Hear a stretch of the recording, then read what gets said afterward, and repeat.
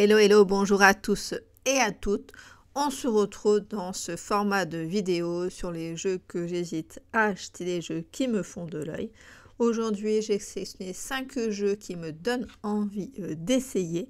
N'hésitez pas donc à me dire en commentaire ce que vous pensez de ma sélection, de me dire pour certains jeux si vous pensez que ça peut me correspondre, si vous aimez le jeu. Et pourquoi pas si vous avez d'autres propositions à me faire qui peuvent ressembler à ce type de jeu.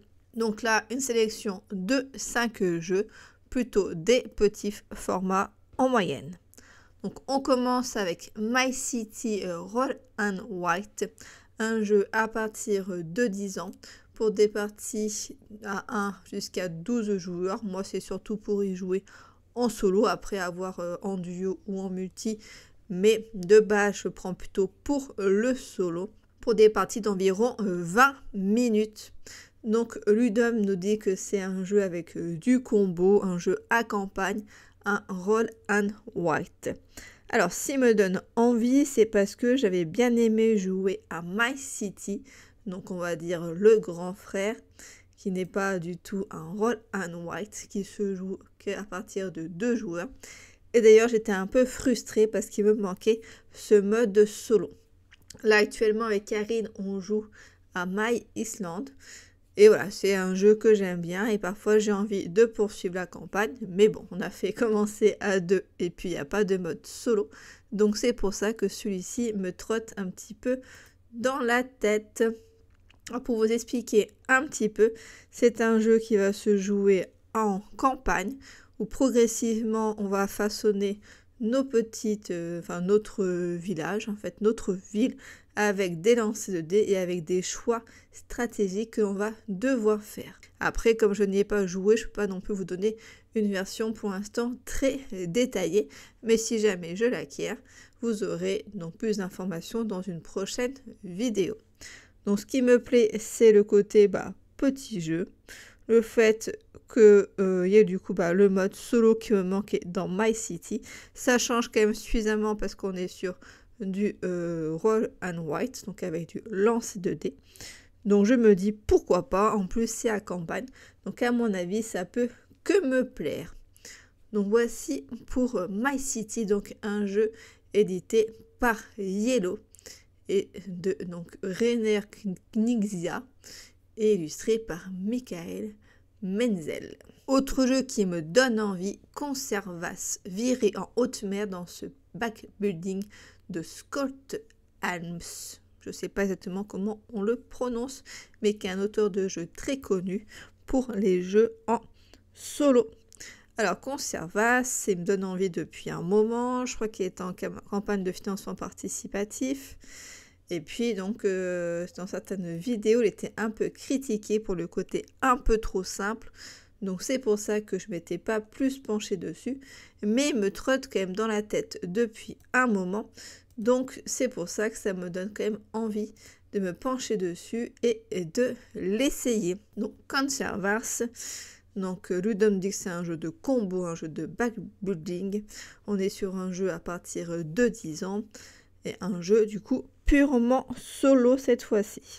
Le but c'est de créer des concerts, donc je trouvais le thématique intéressant. Je trouve aussi le jeu relativement beau. Ça me plaît bien avec les dos de cartes qui sont vraiment thématisés. On a plusieurs scénarios, on a même 12 scénarios dans le jeu. Donc c'est vrai que ça me tente bien de l'essayer et je pense que je me serais sûrement tentée par le jeu. Voilà, après comme vous pouvez voir, donc il a une note de 7,6 sur BGG, ce qui est quand même relativement bien. Et puis en termes de complexité, il est relativement facile. Donc ce qui me plaît, donc le thème, je trouve ça original, je trouve que ça change, le fait qu'il y ait des scénarios. Et puis le fait que ça soit du backbuilding. Je n'ai plus actuellement de backbuilding dans ma ludothèque. Donc ça me tente bien de rejouer à ce type de mécanique là. Donc voici pour Conservas. N'hésitez pas à me dire si vous l'avez essayé. Le prochain jeu qui me donne envie, c'est Daydream. Donc un jeu qui est actuellement en précommande, qui sortira avec un réassort au mois de juillet 2025. On est sur un petit format de jeu et le but c'est de dessiner le plus d'objets sur l'étagère pour gagner un maximum de points en fin de partie. On est sur du white and white, non du roll and white, il y a des dés et on va devoir faire des choix pour positionner nos valeurs des dés selon les petites cases qui sont ici présentes, en sachant qu'il y a des conditions évidemment de pose des chiffres. On ne peut pas faire ce que l'on veut. Donc c'est un jeu à partir de 8 ans pour 1 à 5 joueurs avec un mode solo et pour des parties d'environ 30 minutes. Donc on est sur un jeu qui a différents niveaux donc, de difficulté. On peut plier ou déplier différemment le support pour faire des parties plus ou moins longues et puis aussi varier un petit peu les conditions de victoire. Donc c'est ça que je trouve intéressant. J'ai vu des vidéos assez sympas sur le jeu qui m'ont donné envie. Après, ma question c'est est-ce que je vais vraiment accrocher suffisamment pour faire plusieurs parties. Après, moi, d'un côté, je suis aussi plutôt du genre à essayer. Et puis, si ça ne me convient pas, je revends. Mais voilà, au moins, j'ai testé plusieurs jeux. Donc, pourquoi pas pour ce petit-là des Dreams. Ensuite, on part sur un jeu un peu plus grand et surtout sur un questionnement sur une potentielle extension sur Evergreen. Donc j'ai joué récemment à Evergreen, j'ai joué avec Karine, j'ai bien aimé donc à deux, mais j'ai préféré en solo, même si on est plutôt sur du scoring à battre, qui n'est pas quelque chose que j'apprécie de base, mais je sais pas, sur ce jeu là ça m'a bien motivé. Et je sais pas, j'ai trouvé bien, mais je trouve quand même qu'il manque un petit peu de contenu, de possibilités, de choix à réaliser. Et j'avais donc envie de voir pour d'autres extensions. Donc j'ai vu qu'en existait deux. Donc il y a celle-ci, sapin et cactus, qui se joue donc à partir de 10 ans pour 1 à 4 joueurs et à partir de environ 45 minutes. On est sur la mécanique de draft, d'engine building et de développement. Alors, ce qui m'intéresse dans sapin et cactus, même si actuellement je vois qu'elle est en rupture de stock, c'est que l'on va agencer nos petits pins et nos cactus de manière un petit peu différente que les autres arbres dans la version de base. Parce que là, par exemple, les petits pins, s'ils restent à l'ombre à la fin de la saison, ils se transforment en grands pins, donc on joue différemment avec l'ombre et la lumière. Et les petits cactus apparemment pousseraient très très vite, mais le souci c'est que si à la fin de la saison ils sont à l'ombre, et ben alors ils vont mourir. Donc après avoir dans quel sens du coup cela grandit, hein. Est-ce que le petit pin devient un grand sapin avant de scorer les cactus? Donc ça c'est une grande question qui sera résolue dans le livret de règles. Voilà, donc sapin et cactus, n'hésitez pas à me dire si vous l'avez testé. Et sinon il y a arbre géant et champignons qui a l'air quand même bien choupinou avec ses petits champignons qui apportent également d'autres scoring, d'autres étapes de croissance. Donc pourquoi pas, qui serait aussi intéressant à essayer. Donc n'hésitez pas à me dire laquelle des deux extensions est-ce que vous me conseillez entre arbre géant et champignons et cactus et sapin. Et le dernier jeu, c'est One Deck Galaxy.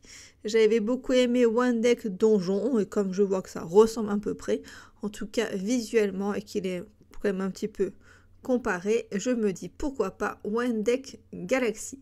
Un jeu de chez Nos Publishing, bon, qui sortira que en janvier 2026, donc d'ici là j'ai encore le temps de réfléchir si ça m'intéresse ou pas. J'avais regardé déjà longtemps une vidéo sur le jeu, j'avais trouvé ça assez intéressant. Après j'ai lu qu'il était quand même potentiellement plus difficile que One Deck Donjon, mais bon pourquoi pas, c'est pas non plus rédhibitoire et catastrophique, hein, mais qui était quand même assez prise de tête. Donc là dans One Deck Galaxy on va étendre un petit peu notre royaume, d'après ce que j'ai compris. Et on va se déplacer dans des zones dans l'espace. Et puis on va rencontrer du coup des adversaires en cours de route qui vont venir un petit peu nous embêter. Donc on va devoir se battre. Donc je passe sur BGG pour vous montrer quelques illustrations. Donc on va avoir des cartes, on va avoir des dés. Donc c'est le genre de choses que j'aime bien. C'est un petit jeu, ça me plaît bien aussi. Donc voilà, pourquoi pas. Après visuellement, je vous avoue que je suis pas plus emballée que ça par le graphisme. Mais bon, c'est pas non plus quelque chose qui est très rédhibitoire pour moi. Même s'il y a quand même eu un ou deux jeux sur lesquels j'avais bien accroché sur la mécanique. Mais que visuellement, j'arrivais pas du tout à m'imprégner du thème. Donc Wendeck Galaxy, je sais plus si je vous ai dit que c'était un jeu pour 1 à 2 joueurs, avec du coup un mode solo. Hein. Si c'est comme Wendeck Donjon, je trouve que c'est même un peu plus orienté solo, même si on soit à 2. Il est aussi très fort sympathique. Hein. Au final, voilà. Les deux modes, ça fonctionne bien. Et à partir de 14 ans. Donc voici pour cette sélection de jeux qui me donne envie. N'hésitez pas à me dire en commentaire vos retours et puis donc à vous abonner sur la chaîne.